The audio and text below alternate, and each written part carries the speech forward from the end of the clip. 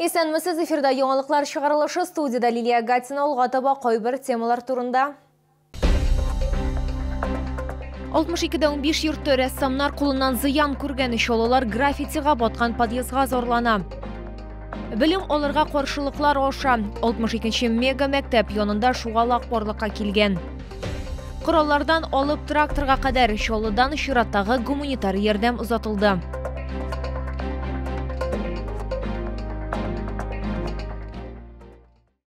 Йоршолда вандализм очраклары арта бара. Бу юлы күп катлы йортларның берсенең чираттагы подъезды зыян күргән. Яшүсмерләр төркеме ишекне ватып кирип, подъезд диварларына граффити, рәсемнәр төшергән дип зарлана 62-15 йортында яшәүчеләр. Бу урынга хезмәттәшебез Айзилә Шаймөхәммәтова чыкты. Вот сначала черный вот этот начал ломать.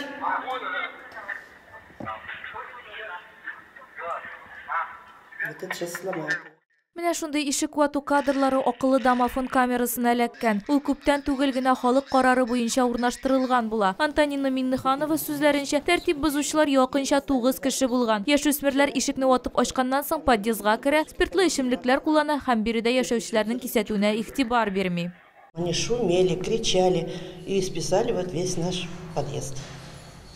У нас и так нет уборщицы, мы здесь сами убираемся, нанимают и ищут по городу уборщиц, чтобы нам вымыла полы. Перед этим у нас как раз в пятницу только помыли. Вот. Тут у нас недавно ремонт был почти свежий, чисто было, то есть, а теперь вот эти каракули, кто их будет отмывать? Әлеге проблема белән без Ремжилстрой идарәче компаниясенә мөрәҗәгать иттек.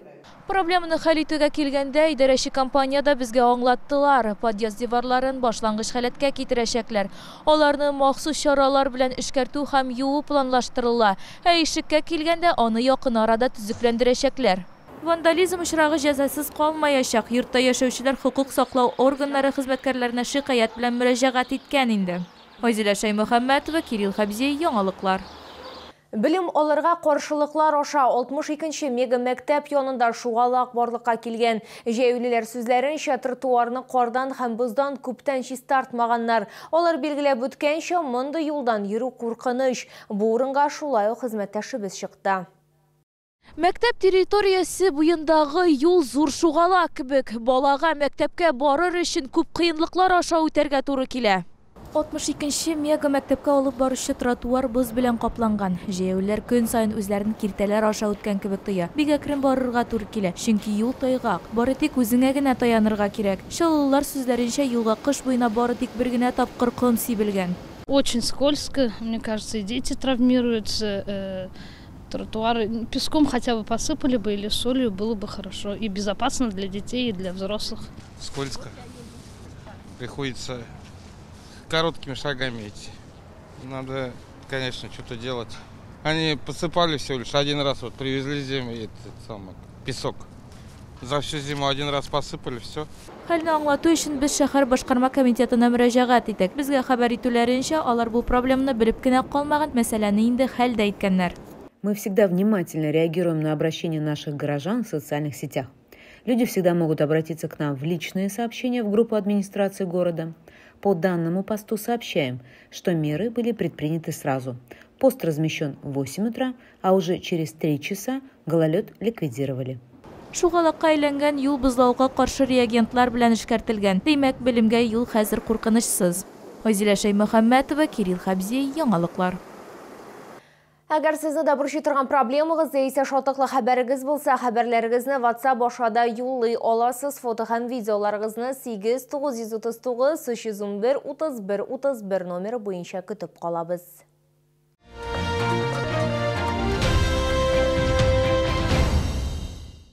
Бүген Комсомол районы мәктәпләрендә һәм балалар бакчаларында калай савытлар җыя башладылар. Алар окоплар өчен шәмнәр ясарга кирәк. Алар 8 сәгатькә кадәр яна алам чагыштыру өчен хәрбиләр өчен каралган газ баллоннары 15-30 минутка гына җитә. Тулырак хәбәрчебез материалында.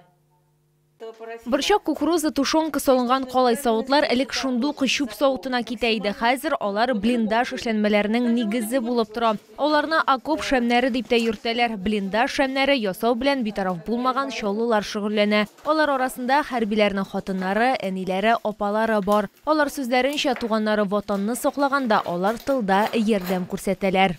Минем балаем yok kırında, şuna göre zine bulsa da помощь bulsun. Onlar bizni защищать ителер. Bizden de помощь gereğinde zine. Biz защищать etmesek kim защищать ителерне? Onun için kildim elimine bugün помощь var. У меня тоже 2 племянника сейчас защищают родину. Вот, я тоже решила помочь как-то.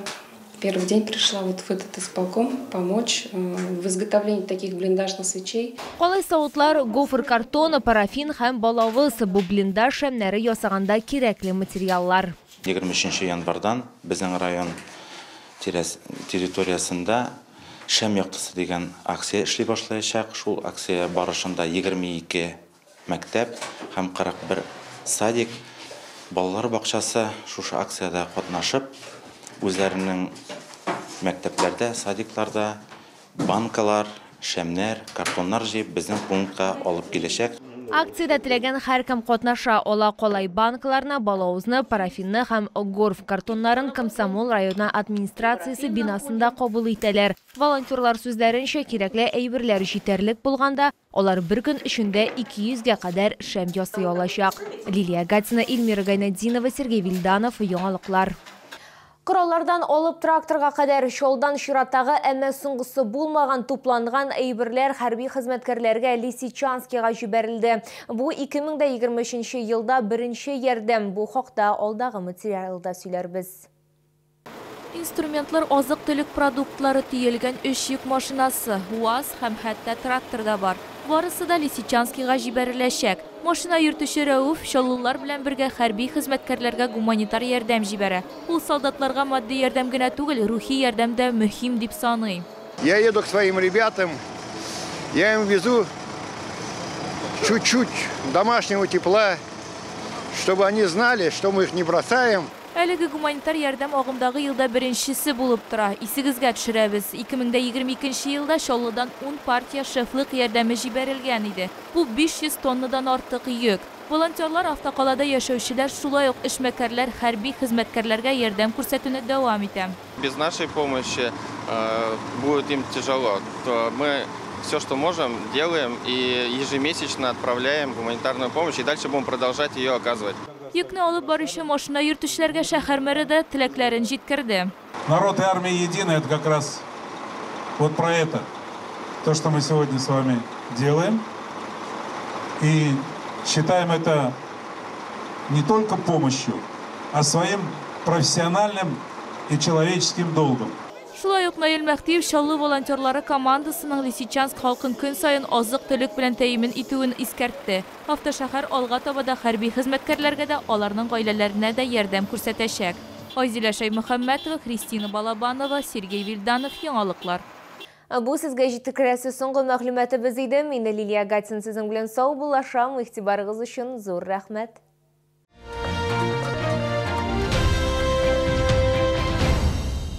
Чистота первозданной природы, целительный воздух, спокойствие леса, Камское море, санаторий Шифалысу и Жминводы в Татарстане, Ижовские минеральные воды, лечение, отдых совсем рядом. Для всей семьи на все времена. Компания «Эко». Окна и потолок – ваш уютный уголок. Установка натяжных потолков любой сложности. Монтаж за 1 день. Акция. При заказе потолка карниз в подарок. Звоните 8 917 922 30 09.